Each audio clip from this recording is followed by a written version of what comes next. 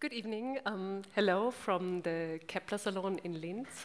I welcome the audience here and the audience at home.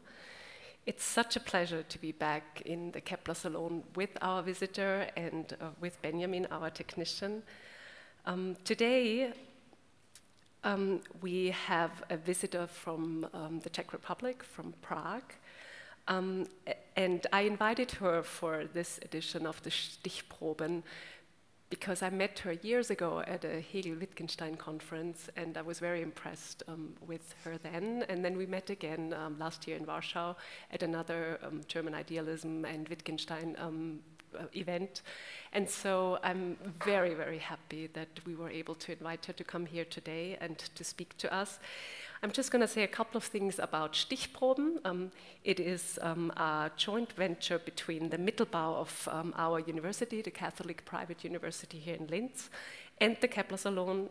And every semester, Julia ALLERSTORFER-HERTEL is here today. And myself, we present talks from the fields of philosophy, theology, and art history. Tonight, as I said, we have JOSEFINA FORMANOVÁ here with us, and she is a PhD student at the Charles University in Prague. In her doctoral thesis, she investigates the aspects and implications of the phenomenon of failure, especially in relation to Hegel's phenomenology of spirit. She also publishes, and I should say you publish a lot, in cultural and literary journals, with particular interest in theatrical and performative art and theory. And there would be so much more to be said about that, but we're here for the philosophy part today. So a very warm welcome to you, Josefina. Thank you. Thank you, Aloisia. Really, it's an honor to be here. Okay, so as many of you know, we have this tradition of starting the Stichproben with a Stich.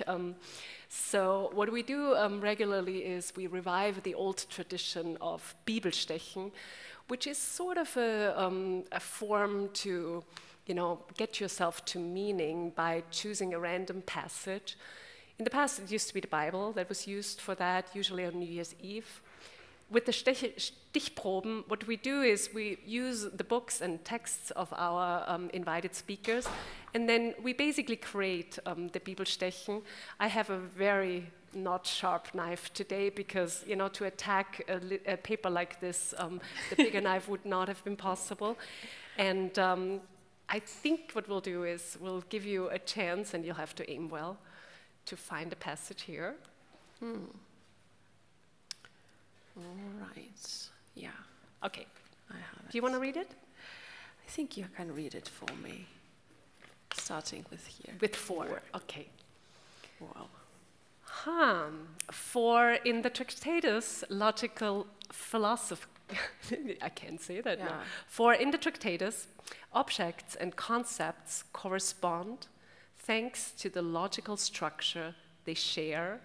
This analogy seems to sound at least plausible. However, in the Tractatus, the form of an object is always complete, though not actualized in each and every propositional frame explicitly, while in the philosophical investigations and relatedly in in the phenomenology.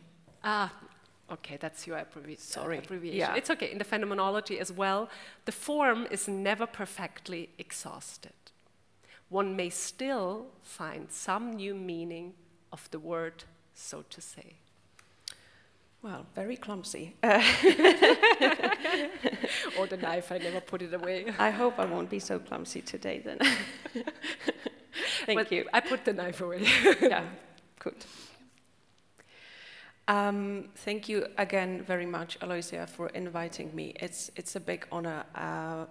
For me, it is not only meeting you, meeting Aloisia is important for me because I was encouraged from the first time we met to continue developing certain ideas on Hegel and Wittgenstein, and then she invited me last year to spend these 2 hours here with her, with you, in this beautiful space, and I am very happy to be here then.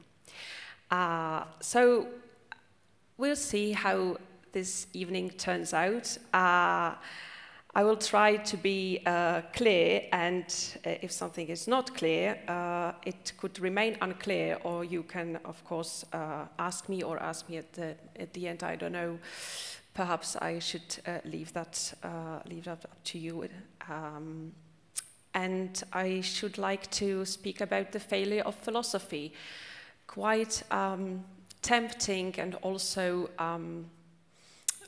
perhaps. Yeah, quite tempting topic, but also really dangerous because it's appealing, it's even sexy kind of formulation, and many would, I think, love to see. So, what's wrong with philosophy? Why is it failing? And is it failing really? So that would be the question for today, at least with respect to the philosophy of Georg Friedrich Hegel and also Ludwig Wittgenstein. Just to start, I think it's proper not only to introduce myself but also these two authors. So just very briefly, and perhaps it would elucidate a bit why I chose these two authors. Maybe we can even look at their beautiful faces, and then I will refer to this even more interesting quote beneath. So, as you perhaps all know, Hegel was a live witness to the French Revolution and then the subsequent European events. Born in 1770, he was also the contemporary of many interesting philosophers and also poets, and he was, of course, influenced by this tradition of this today so-called German idealists. But I would try to show that he wasn't a typical idealist as he should seem. So in my reading, the center of gravity of his philosophical layout is, or not only my reading, of course, it is the reason and perhaps logic and thinking as whatever it is at the beginning. I should leave that to the talk. And this fundamental attribute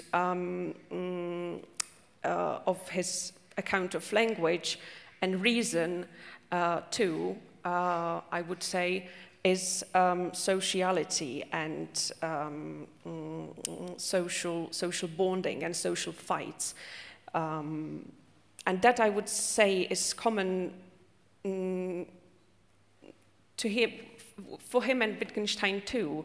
So although they both, I should say, find their own ways how to leave the loneliness of the kind of Robinson Crusoe situation of someone who is exposed to the impingement of sensual perceptions, trying to seek for some system in this chaos. I think they are finding similar related solutions. So just turning the attention just very briefly to Wittgenstein, who's I should say a modern author, an author who is stemming from a different tradition of analytic philosophers, or actually logicians, or the founders of modern logic. But also at the same time, there are influences of Schopenhauer and other more psychological theories. Sort of area, and and he is a very significant author in one thing that also is related to our topic, and that is his own life acceptance of failure, that he between 1914 until 1921, when the Tractatus Logica Philosophica, one of his most popular and well-known and important piece of work was published, he made a great journey towards a kind of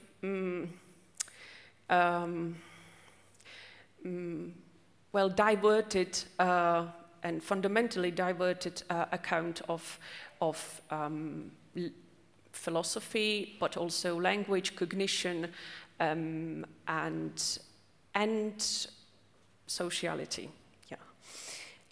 So this is perhaps not that important aspect. I don't want to talk about biographies, but it is perhaps worth mentioning that we are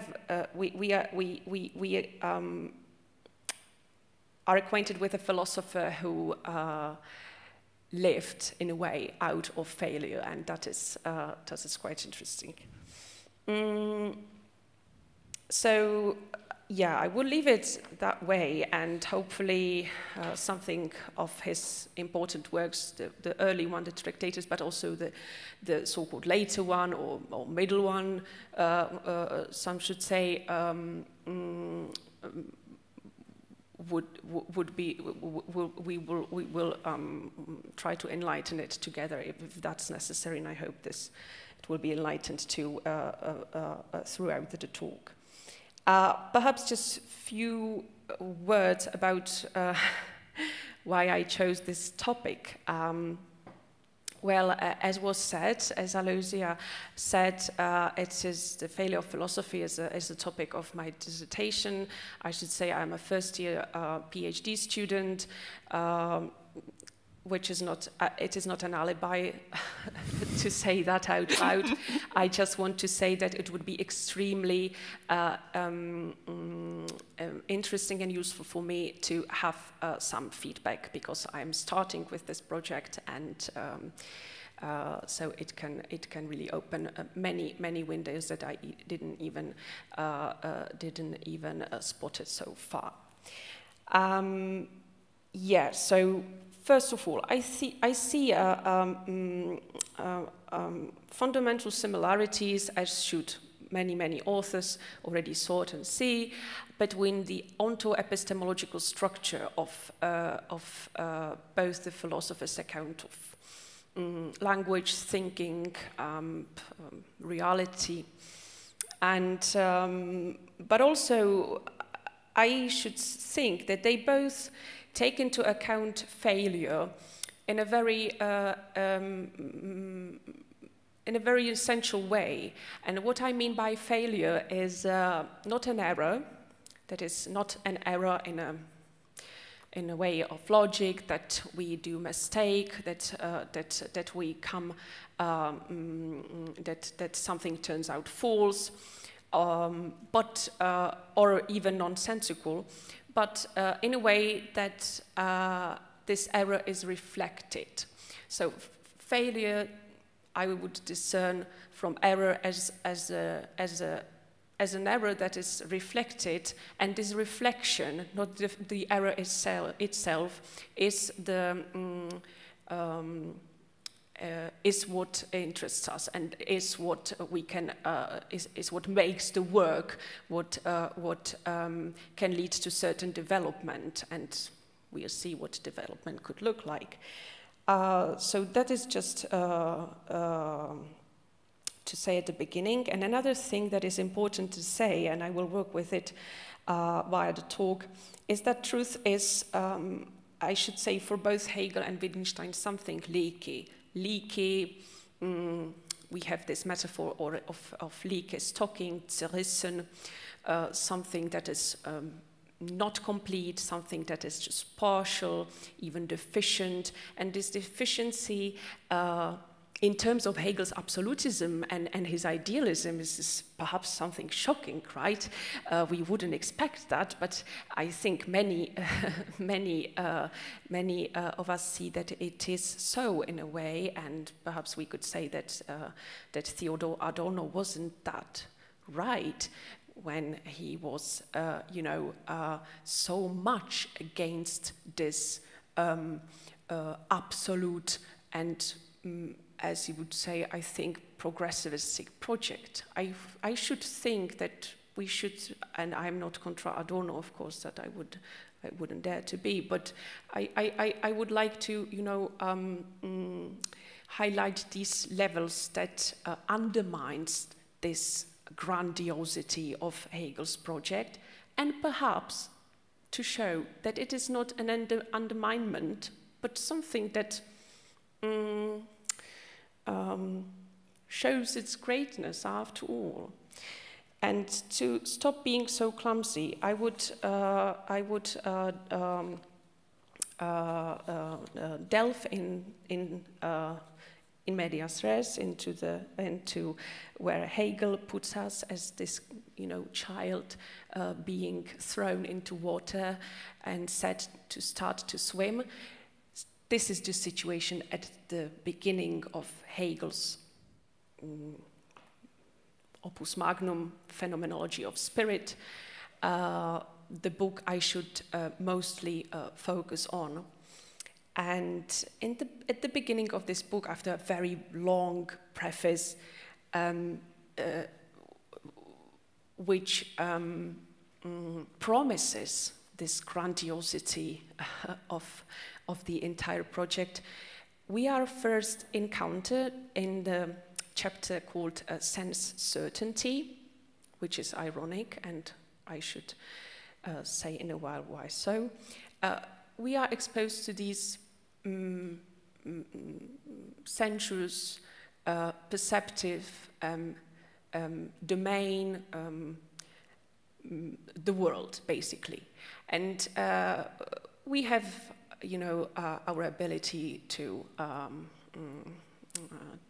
acknowledge things via these sensual perceptions, but very soon we find out that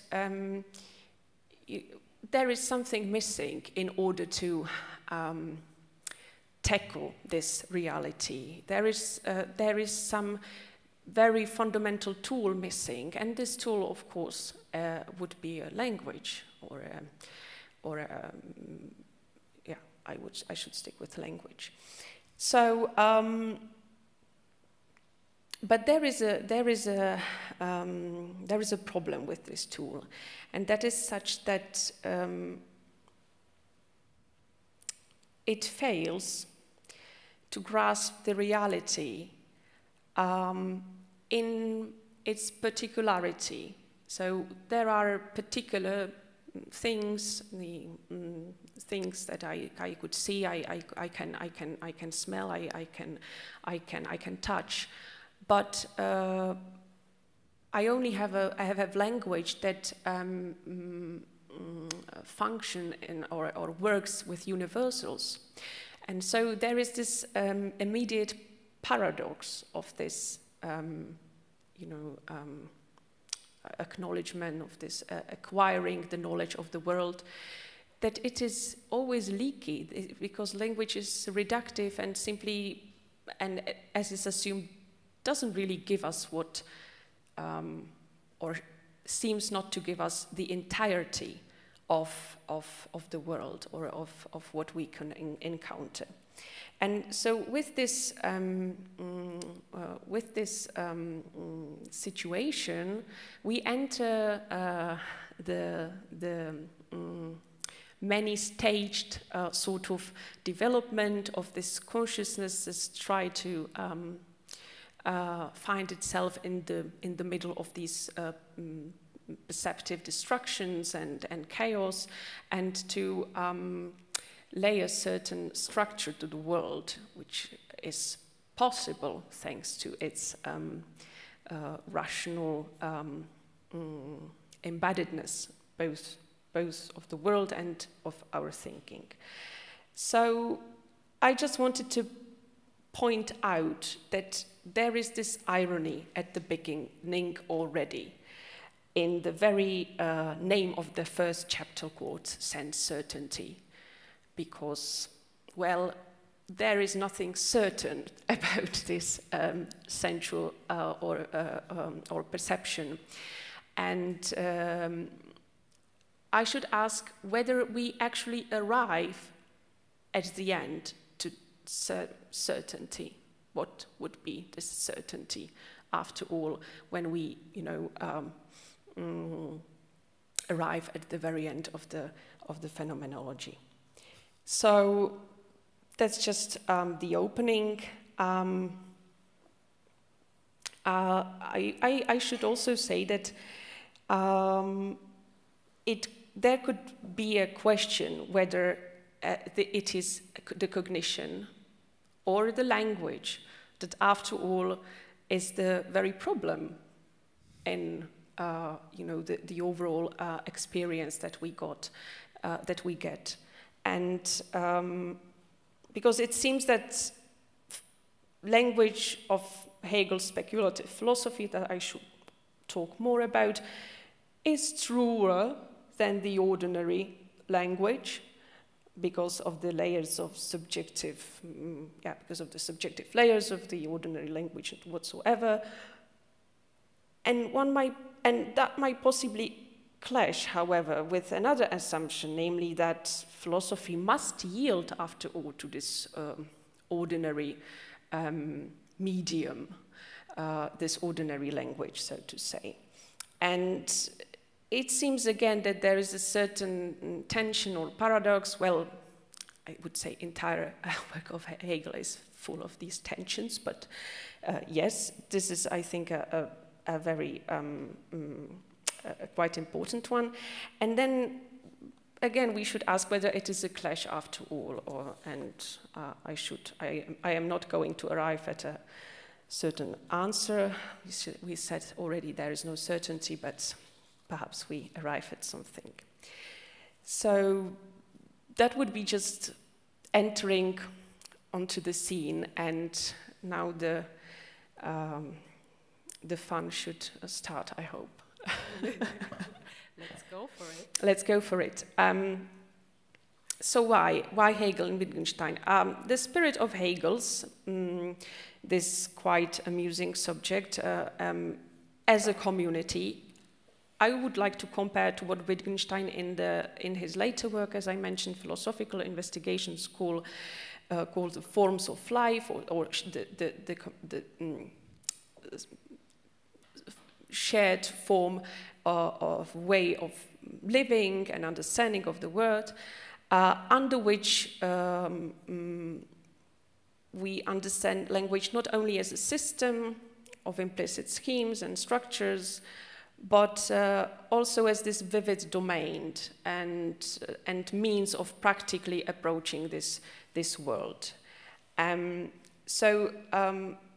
As I said, the focal point of cognition moves with later Wittgenstein's approach directly to this ordinary thinking, to the ordinary language of an individual always embedded in this kind of social background. And as I said, there is a hint in Hegel that he aimed in certain sense to this very direction. And so with all that goes certain volatility of language, and therefore the reality that we are encountered with. And we never, it will be always from this moment present. And again, does it clash with the systematicity that at least Hegel would seek very much, and Wittgenstein too, and later he would just leave it aside in a way, not resign on it, but perhaps understand this is not it is not possible in a sense. And again, I am already following the thoughts that will only follow. So, starting with this social background, which I think Terry Pinkard very nicely put in the two words, the sociality of reason, I should like first to speak about how language responds to reality, and then I'll turn to the incompleteness of truth and the kind of new logic that Hegel would offer, and then talk about whether it is a dissatisfactory notion of truth or not.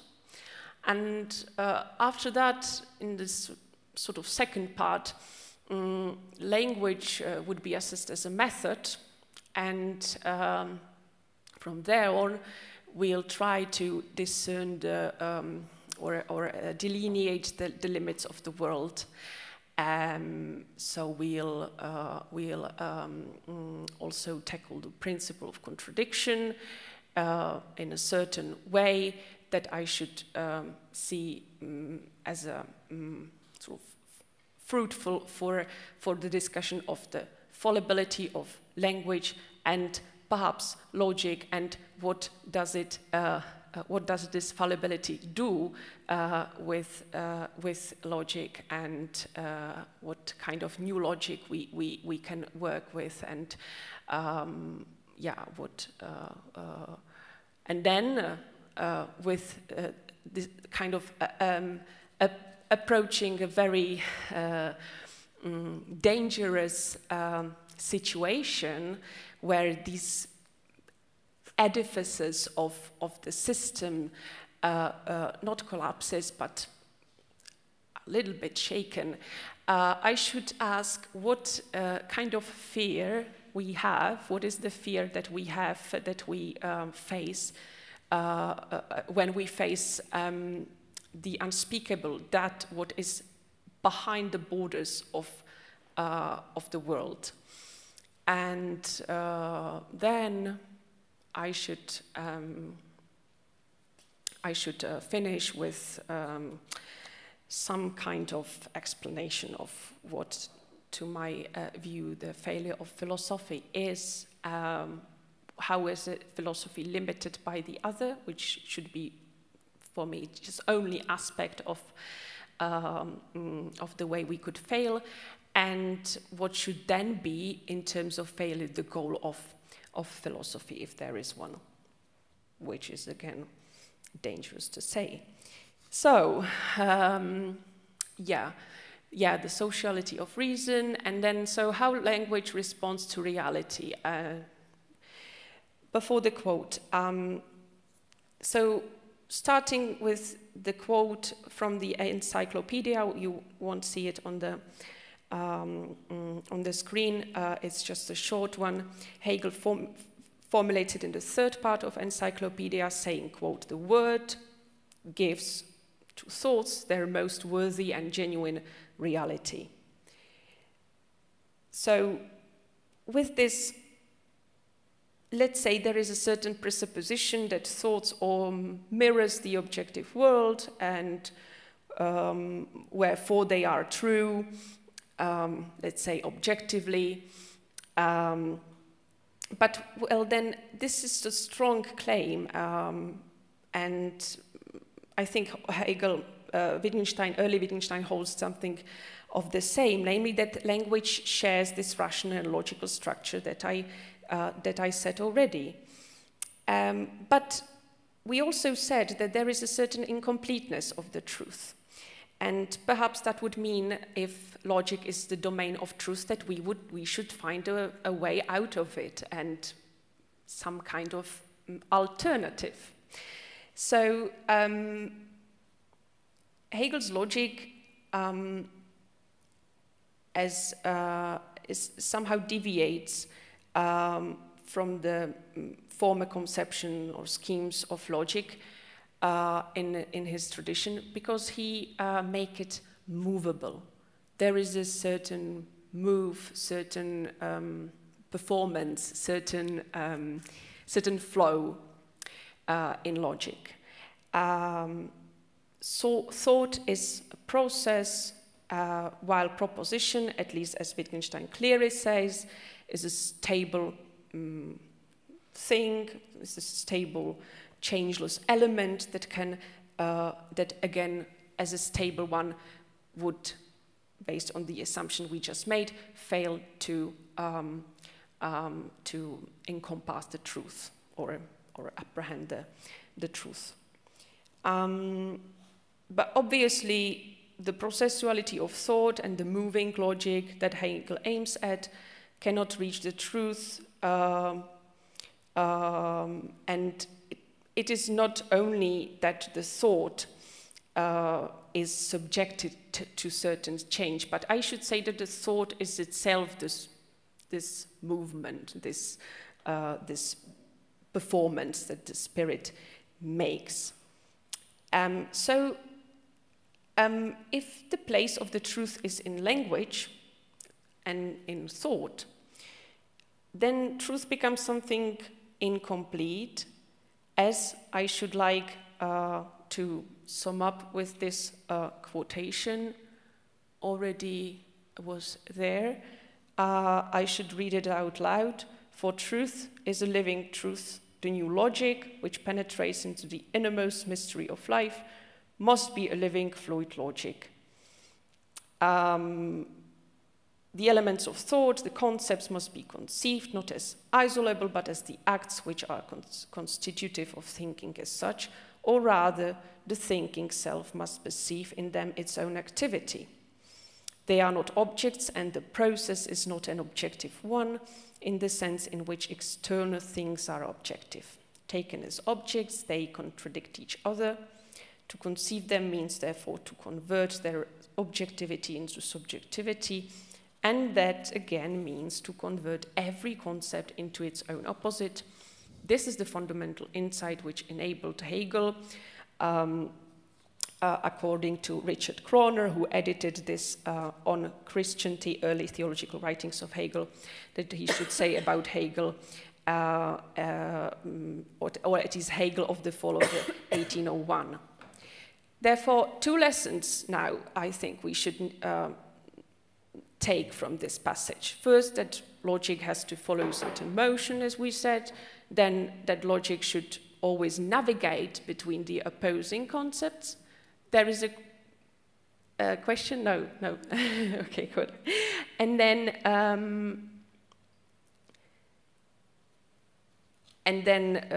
it is the concepts has between them there is certain dialectical tension or dialectical relationship, and then at the same time we have to take into account what we've said before, that language mirrors the shared rational structure of the world, mirrors the world in this way. So, what is dissatisfactory about the notion of truth now?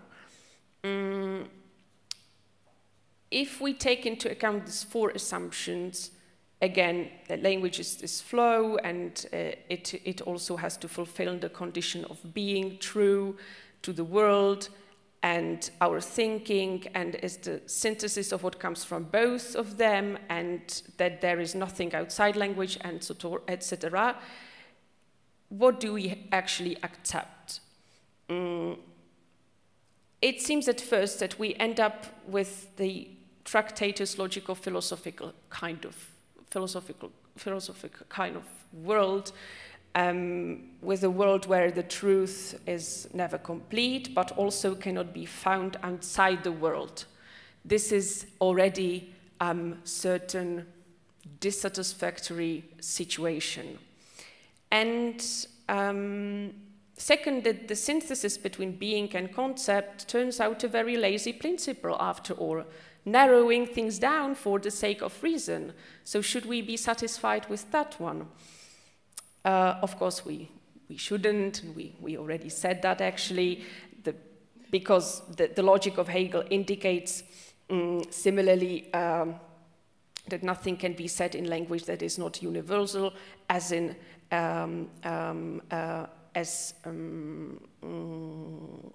and because the language is the work of thought, and thought is always itself and its other, we should see that there is a path with this movement that we already sort of presented. But yet, this language is led by certain logic, and we should see that it is a logic based on failure, based on failing of what we usually expect from it. I take the suggested new logic that Hegel after all seems to claim as an essential paradox of his account of language, and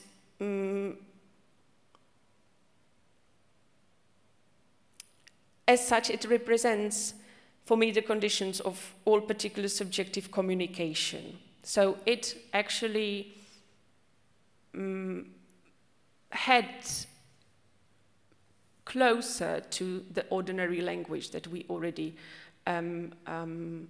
suggested. But is that reliable? I'm getting back to the question that I asked before. What kind of language do we actually speak about? And is it the so-called ordinary, or is it the speculative one? And do they possibly fall in one? And what does it imply once it is said that it is truthful? Now, Hegel, in certain passages, says that language is not only the content or a certain realm of contents, but also a method. I should have this short quote to be read. I would read it. It might seem necessary to state at the outset the principal points concerning the method of this movement, that is the method of science. However, its concept lies in what has already been said, and its genuine exposition belongs to logic, or is to a greater degree even logic itself. For the method is nothing but the structure of the whole in its pure essentiality. So there is still a belief that this logic makes a certain whole, but at the same time, there is this movement already coming. So language is not only a delineation of reality in its universal form that shadows the particular content, but is also method, is a certain attitude. Language is the, I should even say, and Hegel says it himself, existential and the expression of both spirit and the speculative methods. And in this existential mark, in this fundamental bindness with the being or becoming, actually, it binds the method and the content together. And here we already see how philosophy comes to problems, because stepping back from the world, losing that content, only approaching the world as a kind of method wouldn't work. So, yeah, and in phenomenology, Hegel would say, just as like that, language becomes one with the method that it expresses. And this should be the speculative language, the language of philosophy. So, as I said, philosophy as a method, but does it lose something important? And then, how applicable is it as a method? Hegel's speculative language as this method seemed to be stretched also between ordinary use of language and logic. That would be, I think, the way to getting out of the troubles that it could, have with this stepping back or stepping away from the boundaries of the world or above it. So it is significantly intertwined with the social practice of language determined by its everyday needs. And now I'll just make a short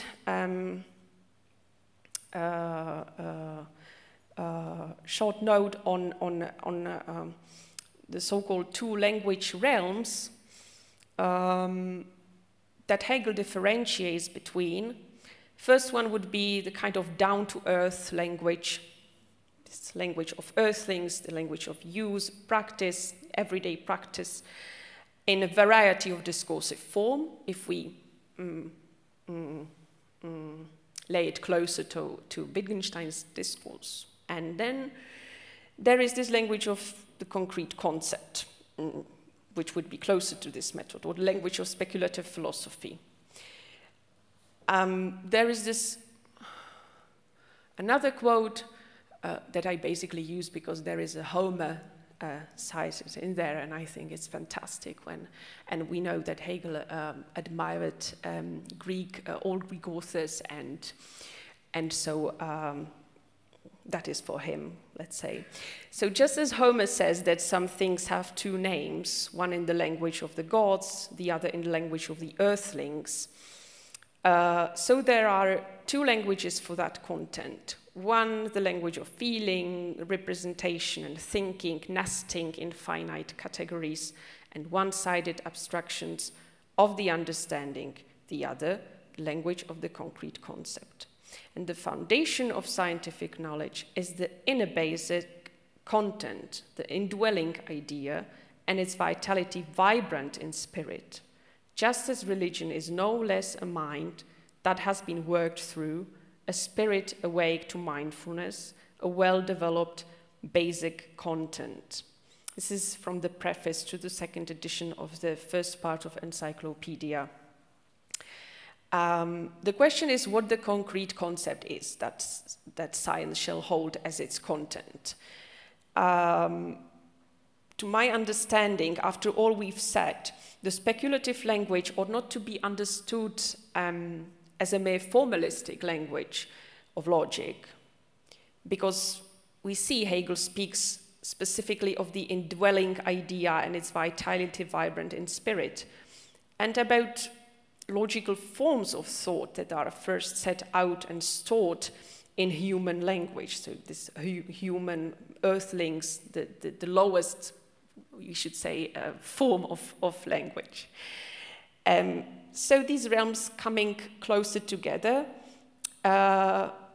dialectically, this language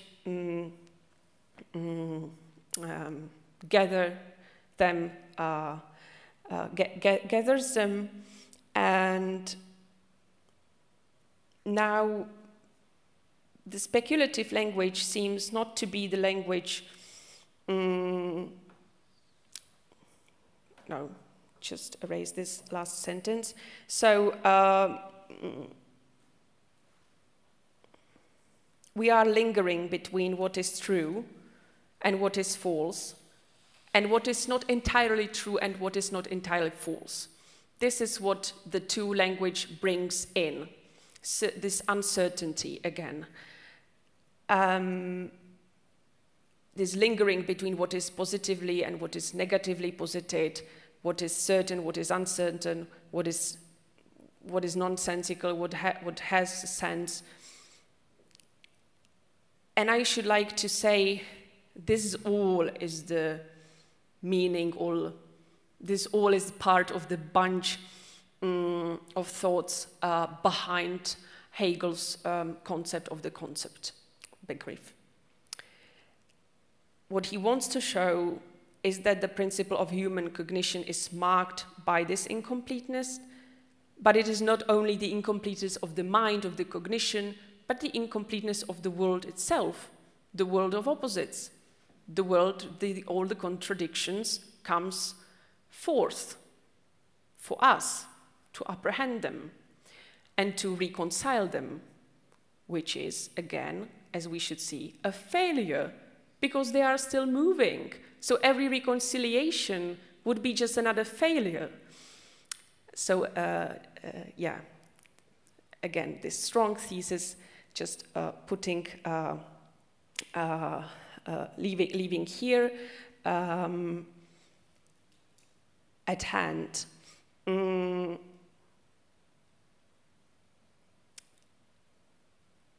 Getting to the absolute. The science of logic, in Science of Logic, Hegel also says, which is even more striking, it is not just the exposition, I quote, of the absolute, which is therefore something incomplete, but this absolute itself, which is which we only arrived at. So this what we what we want to build, and then just appreciative, be content with it, be safe with it, with the absolute, with everything just so explained, we see we are losing it now. And I am not saying there is not the absolute. Hegel speaks about the absolute, there is this absolute, but yet something undermines it from within. And does it undermine it in what way? Now, I'm getting to the principle of contradiction. This seems very much based in this firm kind of logic, so let's not call it perhaps principle, but the dialectics of contradiction, which seems also a little bit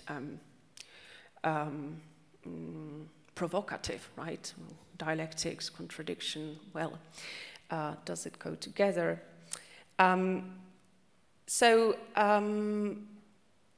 Just stepping a little bit back, the nature of speculative thought is such that it retains contradictions or opposites of the structural facts about the world together without reconciling them entirely into their unity, of course.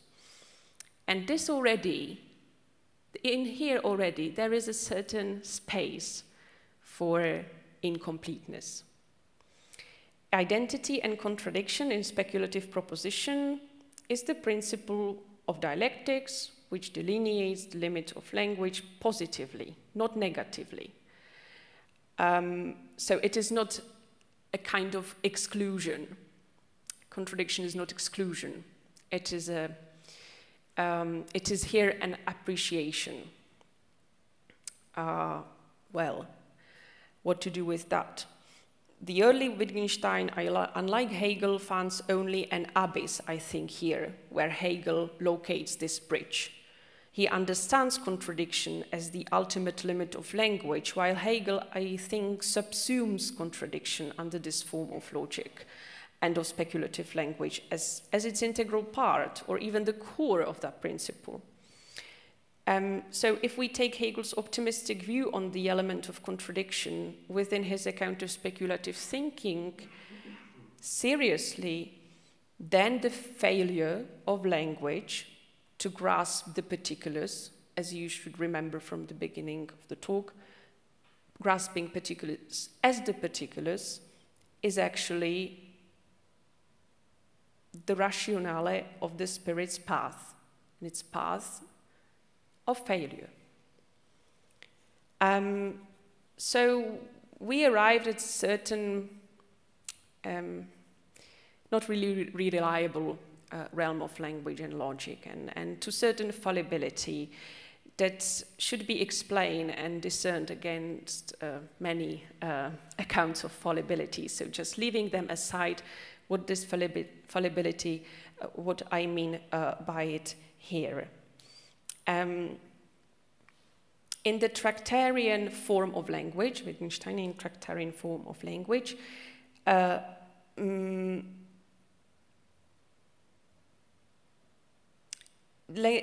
language not only shows its logical, its logic and its use, but it also serves as this method of self-reflection within language, both in subjective and philosophical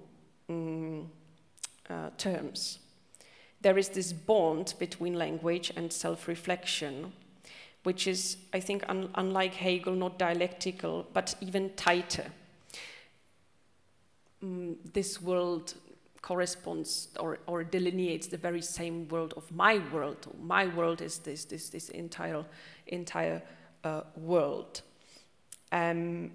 So the subject exists so far as the language coheres with the existing world in its meaningfulness, and then what is not meaningful lays outside. So we only have the meaningful. We don't have that what is not meaningful.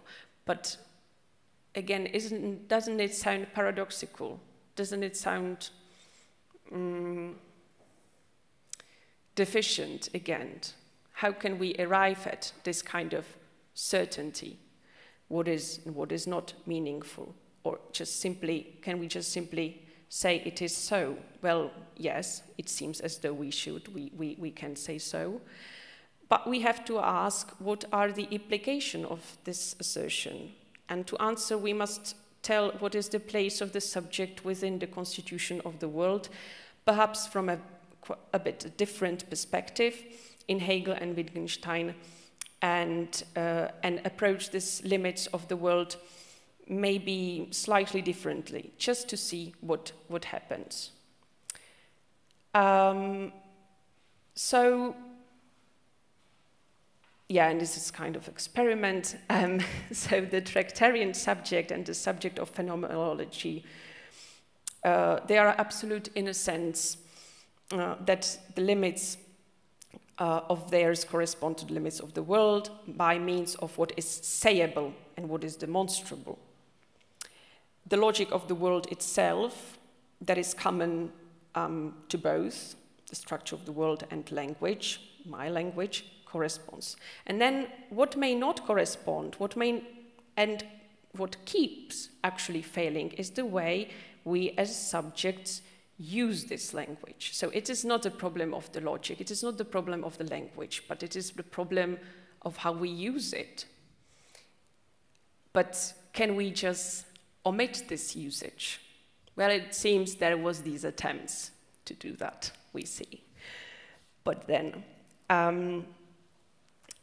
therefore, Wittgenstein can say to my reading, as I said already, this is just his quote, in a certain sense, we cannot make mistakes in logic.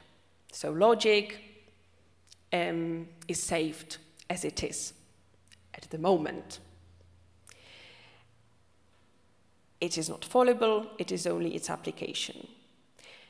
But still, looking at the fallibility of logic, if there is one, Hegel says in the Phenomenology, quote, the movement of being and knowing, which organizes itself within the elements into a whole, is logic. That is speculative philosophy. But now speculative philosophy, speculative and logic, what can we make out of these two together? So should speculative philosophy stay lean on logic? But if it does, we already said that this logic is leaky again.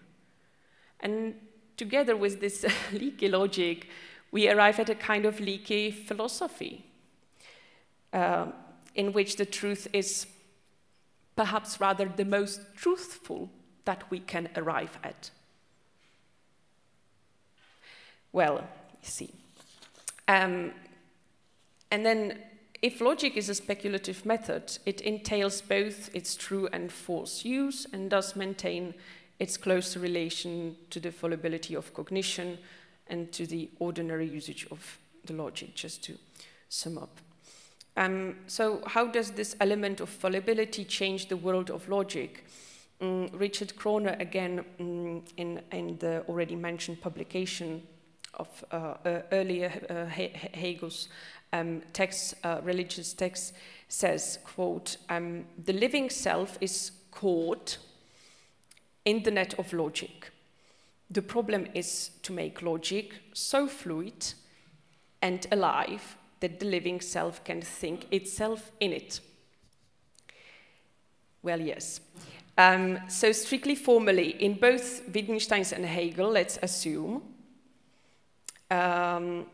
contradictions play an essential role in delineating the borders of the world. But not only that, we have them inside, in the world, in the reality itself, and thus in the very account of what is meaningful and what is not meaningful. Right. So another rather longer quote, which is why I gave it to you on screen. I read, "Contradiction is the root of all movement and life. It is only insofar as something has a contradiction within it that it moves, is possessed of instinct and activity. Contradictions as display in the sphere of being. Ordinary experience itself testifies that there do exist at least a great many contradictory things, contradictory dispositions, etc., of which the contradiction is present not in any external reflection, but right in them, etc., etc. And first, Wittgenstein contrarily cast the contradictions out, as was said in 4.462. He says tautologies and contradictions are not pictures of reality. They do not represent any possible situations. For the formal admit all possible situations, the latter none. But then later in the investigations, he seems to be bringing them literally back to life. For example, by saying that the civic status of contradiction, or its status in civic life, is the very philosophical problem. Well, that something is a philosophical problem doesn't mean that it is bringing something to life, of course, and to making it important or meaningful. Yeah, I'm teasing with the philosophy again here, but so I should claim that the limits of the world are cognizable and thus determined by these failures of the subject or the spirit, and that subject is somehow who juxtaposes the opposites and explores the results, or at least it seems that the very specific subject, the philosophical subject, should do that. And sometimes even with risking to contradict oneself, because that's actually what he's supposed to do, what he has to do, or she.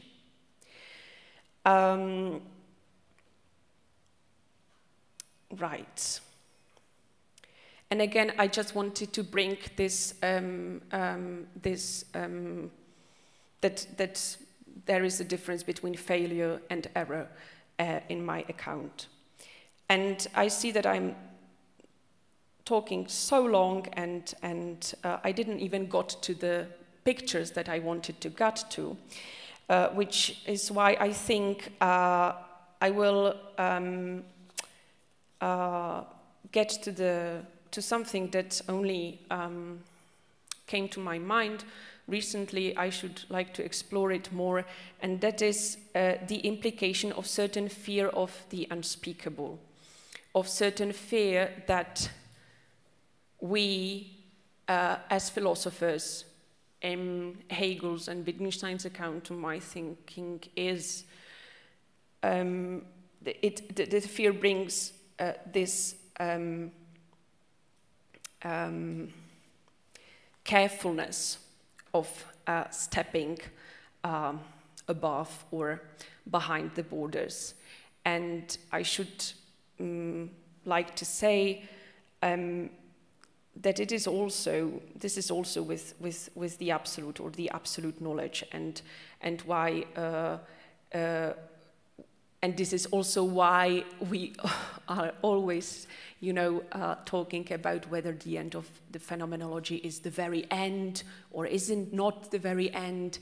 It seems as though it is not the very end. But what is even much more interesting, I think, is that in the end of the phenomenology, we say, well, the spirit has to step back. It has to look back. And this is the kind of reflection that I wanted to bring forth with the account of failure, this reflection that is most beautiful, I think, seen within this failure. So just to bring this fear in, I should say what can philosophy then do with it? Philosophy has to resign on certain things, and as of the quote, it should require the integration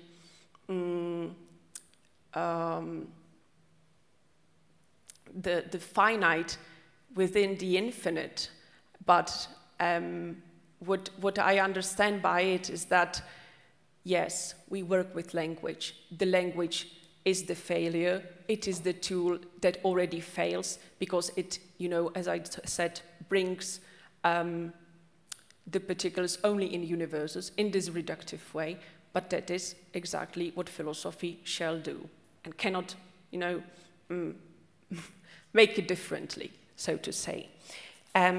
So I'm skipping here just to the sort of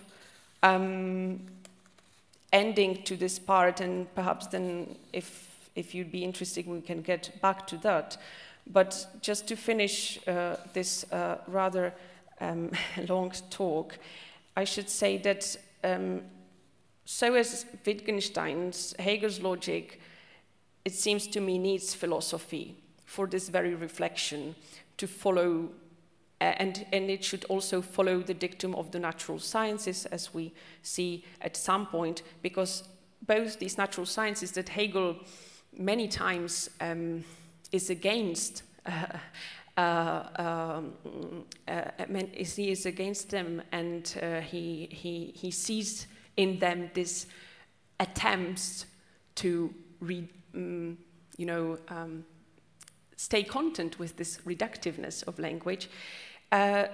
He needs to follow this kind of dictum, this kind of language, but also the ordinary part of language, the one that just flows with this movement that I try to discern. And we have many nice quotes from Wittgenstein about how we should rather say nothing and just, you know, observe what is it as it is. But isn't this a kind of resignation, or perhaps an appreciation of this failure ahead? But definitely the failure that the philosophical thinking should reflect. And I was hoping to, you know, finish with something positive, with some result of what the failure can give us in terms of philosophy. I should just see, I omitted the magical the magic power of the other, and facing the death in front of the face of the other. Yeah, and perhaps we can end with this quote from the philosophical investigations, at least at this point, saying that a main source of our failure to understand is that we don't have an overview of the use of our words. Our grammar is deficient in surveyability. That is, you know, this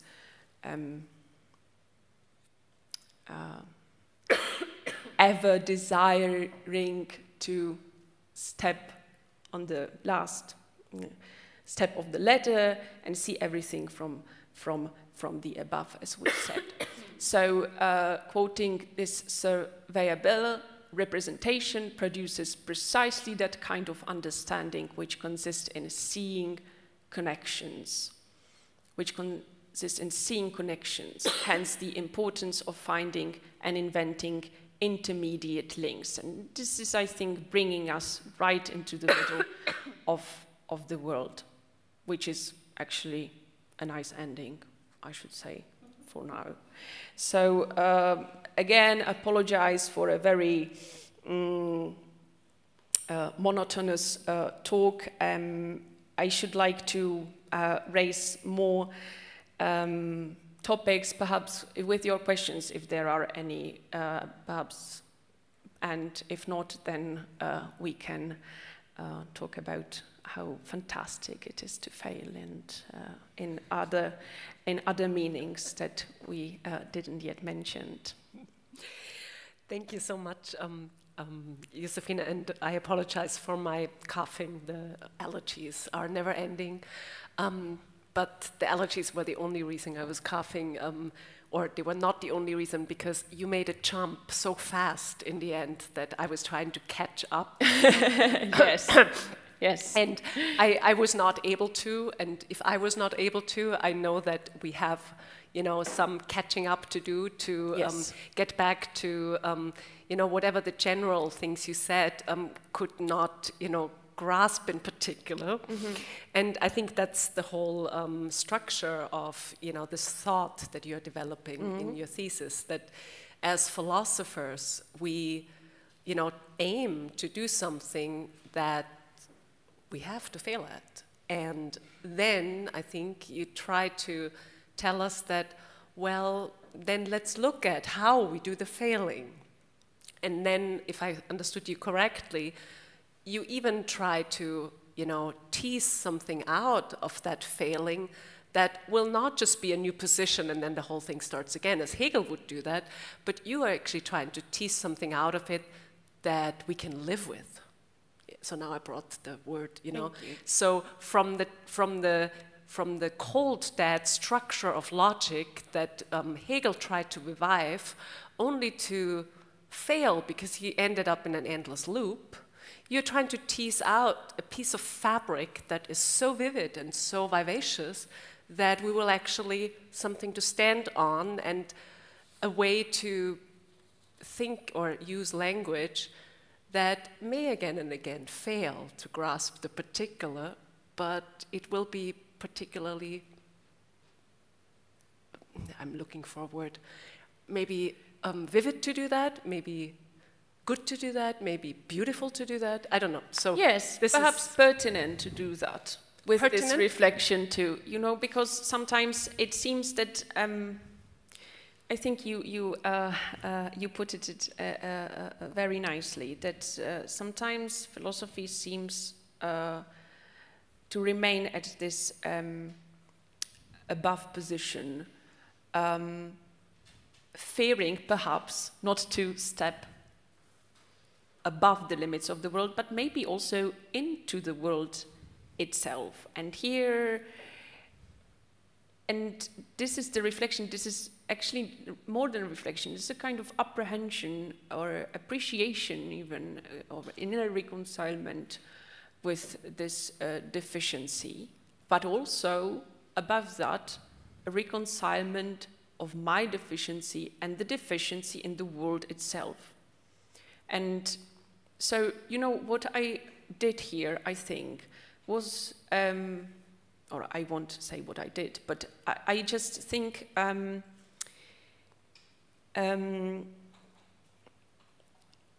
there were many even philosophical cliches that I mentioned, you know,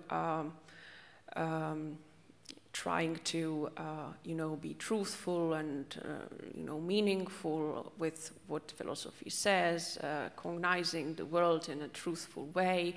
Then we see the truth is something that always fleets, something very much fleeting. So these are, let's say, even philosophical cliches.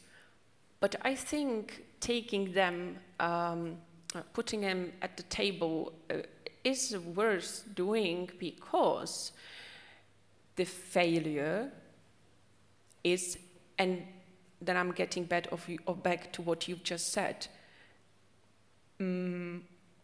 is more than it seems to be in this progressive account of philosophy or history, or even the discourse of this world or running business.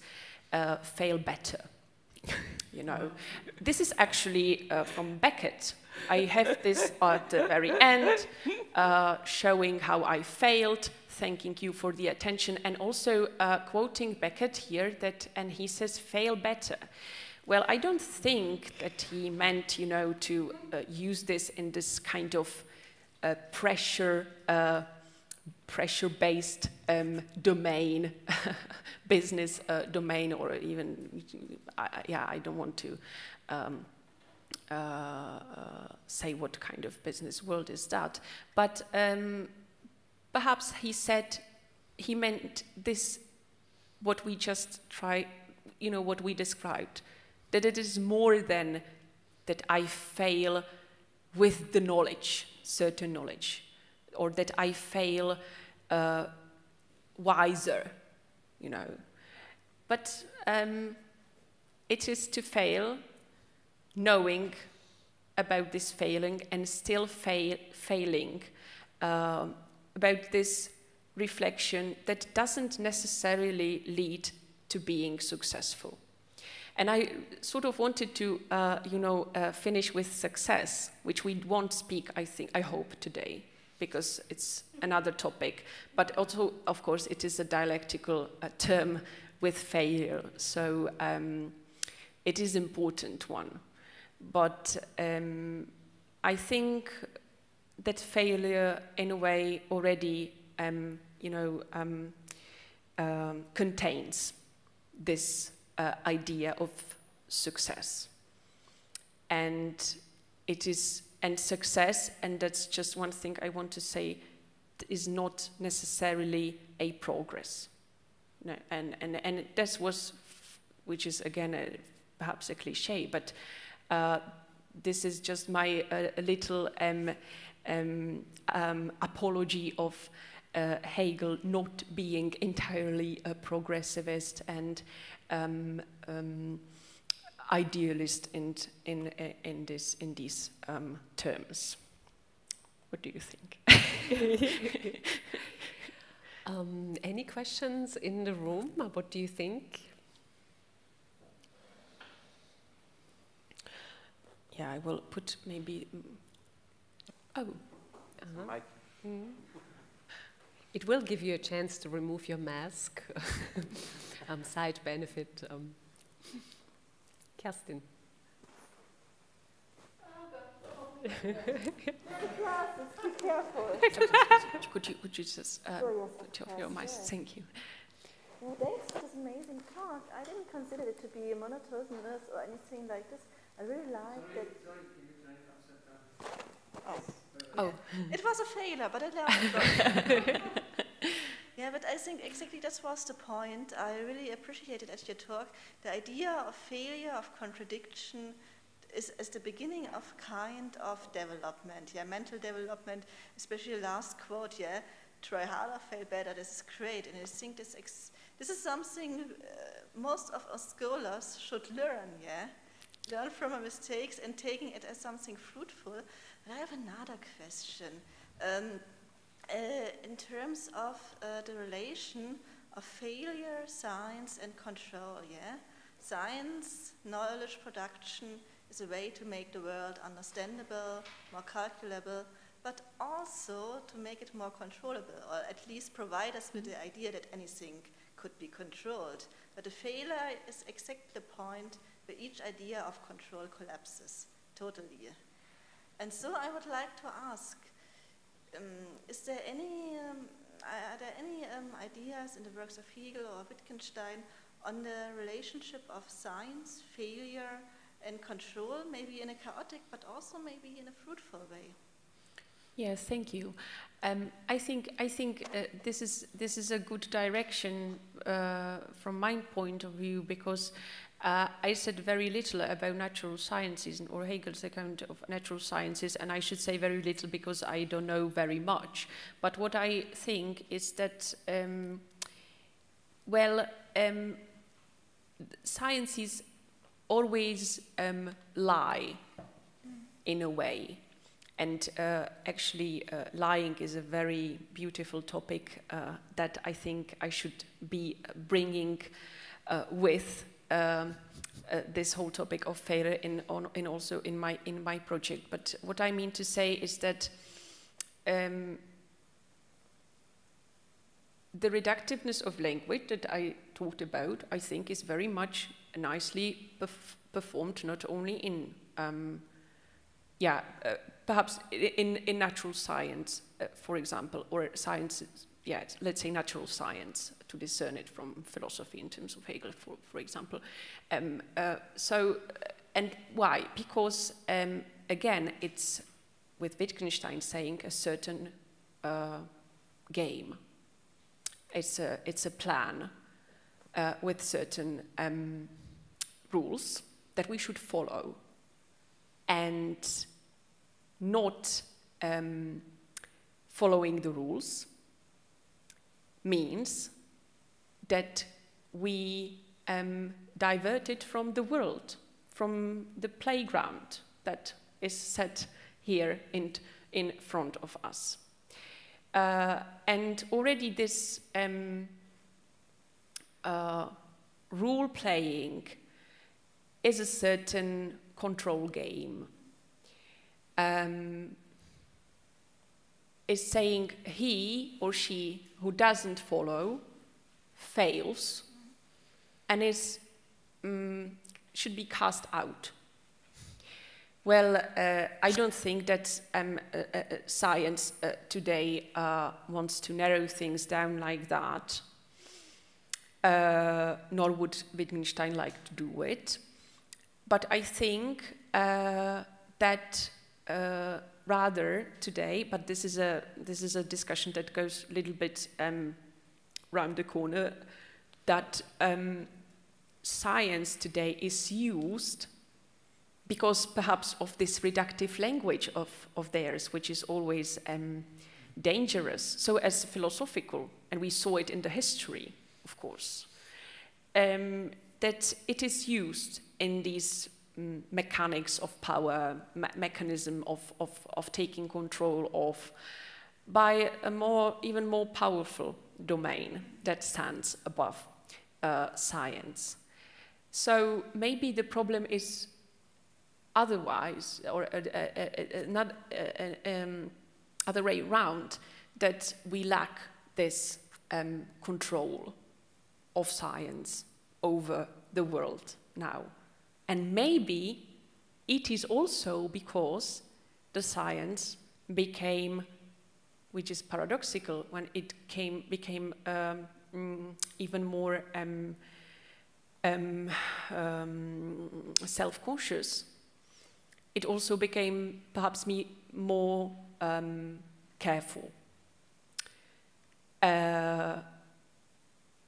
So, and I should think this is where philosophy, for me, or science get closer to philosophy and philosophy closer to science, and we see that it is actually happening.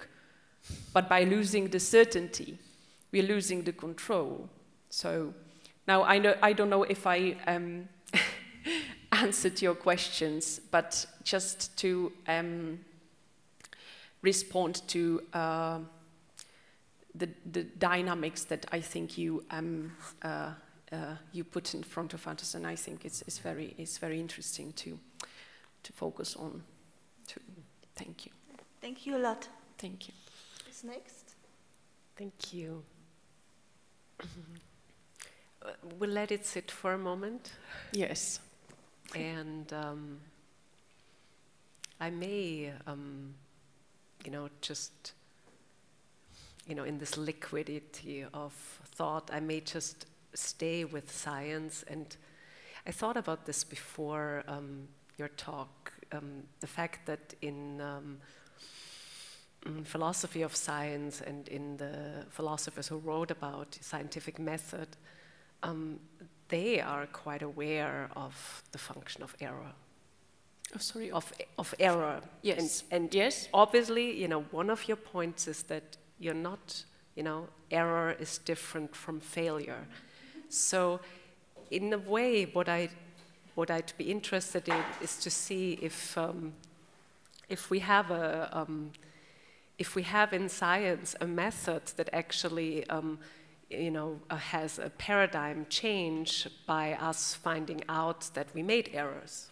You know, I mean, the scientific process is one where we understand that we thought, you know, this is how, you know, the rules are and this is how it functions, and then we, you know, get a different perspective, something, you know, added to the knowledge we have, and then we have to admit that the scientific theories we had so far that we thought were true can actually be explained in another way better, and that it seems that the former way was erroneous.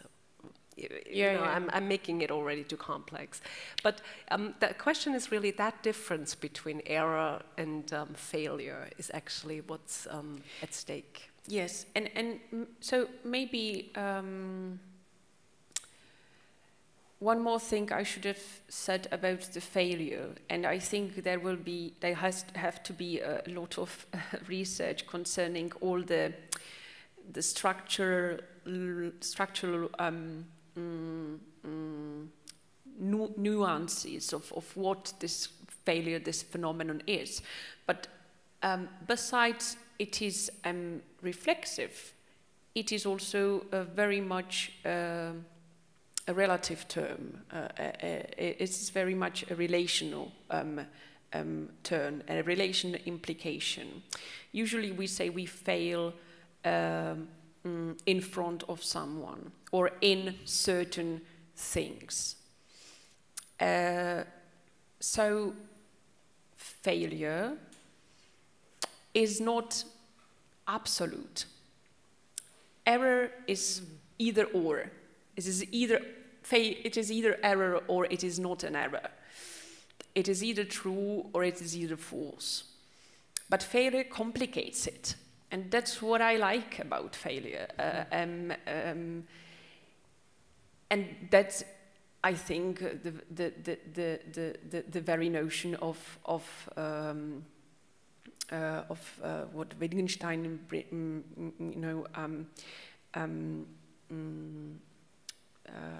describes in the philosophical investigations,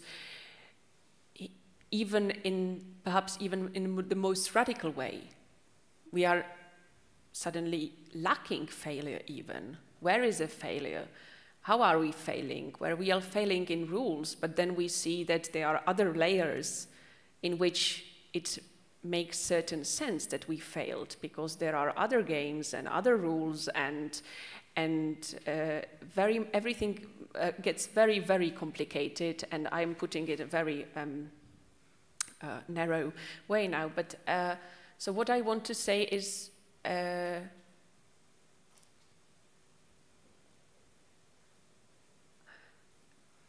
failure is very much saying very much of certain human dynamics of cognition and communication. So when we talk about a certain systemicity or certain completeness, this very phenomenon points out that either we have a world that we don't live in, or we have a world that cannot hold this holiness, this completeness. And perhaps it is something that, I think all science is actually, I think, start with this you know, saying we don't have this completeness, we are in a deficiency of what we see, what we learn, what we know, what we can perceive, what we can say. But it leaves this a kind of starting point. And it is important to say we should aim to, leave this starting point. We don't want to remain with this uncertainty, with this incompleteness. But what I wanted to say is that the absolute truth, the absolute knowledge, and all the absolute is perhaps something of a telos, ever reachable, never reachable, never. And this is a interesting tension for me, that philosophy at the same time wants to get this absolute knowledge, and at the same time it says no, always at certain stage fails. It almost seems as though deliberately. That is why I brought this fear of truth, and actually fear of truth, that is what Hegel calls it in a quite interesting quote. And that is what, I'll finish here. Thank you. Yeah, sorry, I brought it even further than No, I'm very much enjoying this. I have been failing at philosophy for a long time, and that with great, I don't want to say with great joy, but with some success and with some not. So this is fun for me. Maximilian? Listening to you, I got the feeling that failing is also might be something positive and giving pleasure, but in reality, failing is some painful experience, and I wonder how you respond to that. Thank you. I think this is. This goes very much along with what I would like to explore more, at least in terms of what in Hegel's thinking. Because first it seemed to me as though Hegel doesn't really find it satisfiable to fail in terms of this distress, this anxiety and uncomfortability and pain even, or suffering. But then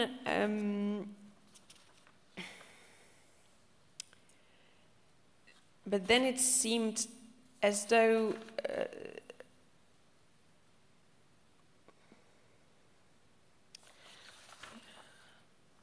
there is this, it is an important aspect of that, because we fail in a fight. That is what Hegel builds this dialectics in, right? That in terms of me and the other as subjects, we fight for death, and then we, can win this identity, which is again, nothing certain, nothing stable, but in certain way, always relatively, in a way, or dialectically, better to say.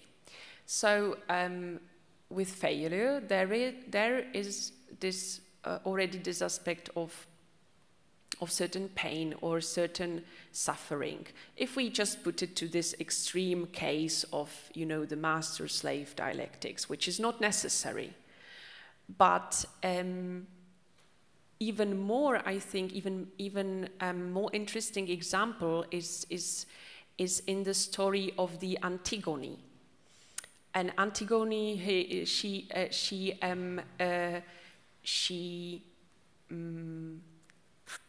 risks in a way that she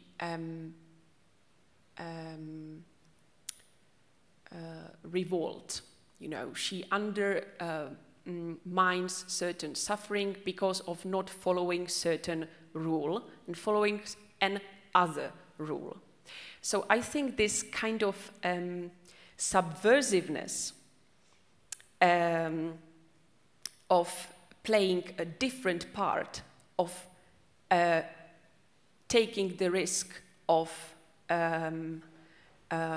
certain status, of certain position, and giving in itself to the failure of following it.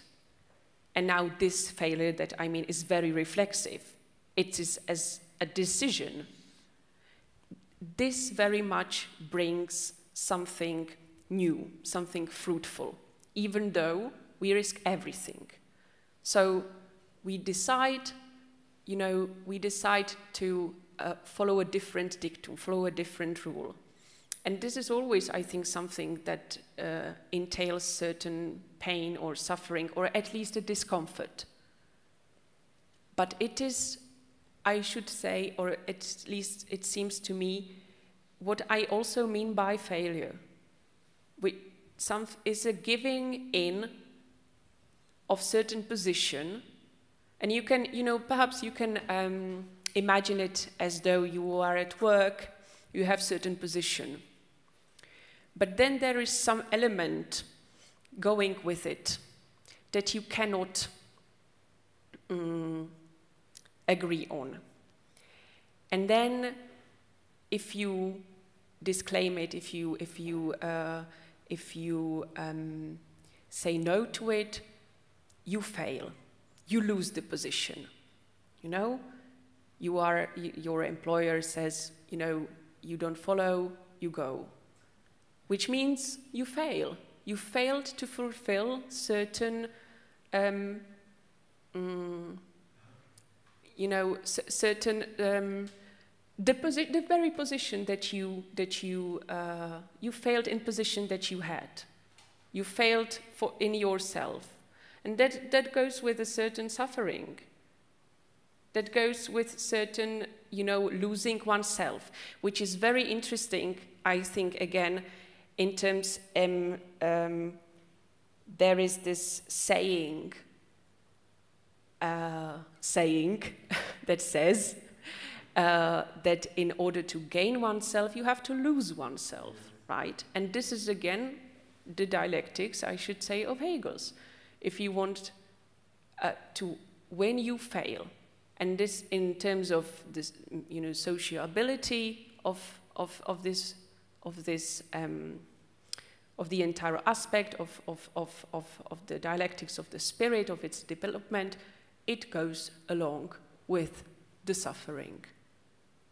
But I'm putting it very clumsily, but it's very, very simple actually, and even intuitive. And I think you already, you know, said it in your question, that suffering goes along with this failure. I think sometimes it could be a little bit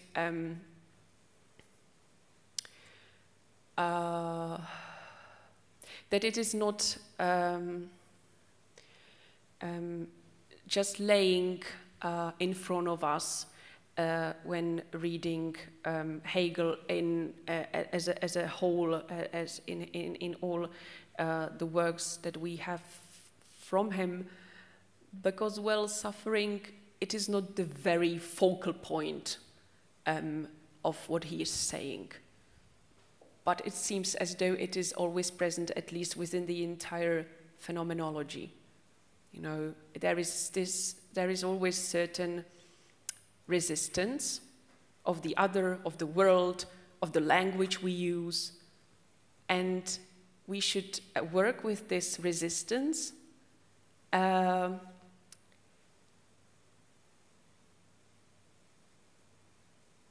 also in a fail, not always aiming to win in an absolute way, but, you know, also failing in order to understand what the other is.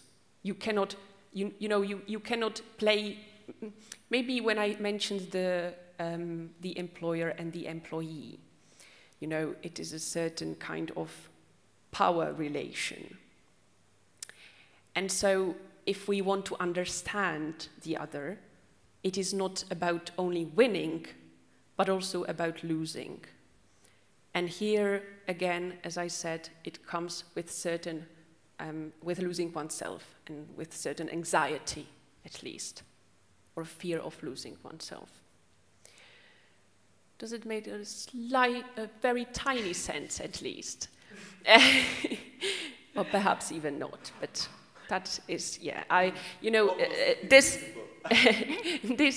topic is also a very alibistic topic, because whenever I speak about it, I can say when and here I perform my failure, and that could be, the stop talking and just showing what failure. I feel like saying failure is just a question of perspective, but that is too short. I don't want to say that. I think it is, but I think it doesn't suffice. I think it should be more than a perspective. I think it should says more about the whole. About the whole phenomenon, or the whole world, the whole language, the whole that we have, that Hegel gives us, at least.